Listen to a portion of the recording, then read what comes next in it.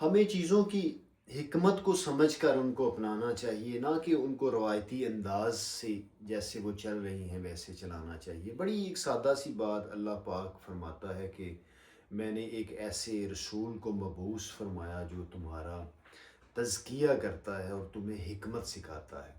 تو نبی پاک صلی اللہ علیہ وسلم سے جو ہمیں دانائی حاصل کرنی چاہیے تھی، وہ دانائی حاصل کرنے سے ہم محروم ہیں۔ اگر ہم وہ دانائی پا لیتے تو ہم وہ حکمت پا لیتے، اور اگر وہ ہم حکمت پاتے تو لازمی طور پر ہماری زندگیوں میں تبدیلی آتی، ہمارے معاشروں میں تبدیلی آتی، ہمارے ملک میں تبدیلی آتی۔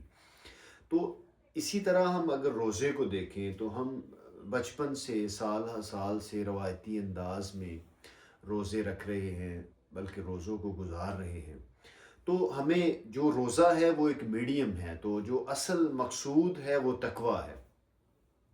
تو جب روایتی انداز کے ساتھ ہم چیزوں کو لے کر چلتے ہیں تو پھر وہ جو اصل مقصد ہے وہ ہم اس کو نہیں پا سکتے۔ تو ہمیں یہ کوشش کرنی ہے کہ ہم حکمت کے ساتھ چیزوں کو دیکھیں، حکمت کے ساتھ چیزوں کو اپنائیں، تاکہ ہم وہ جو اصل جو مقصد ہے وہ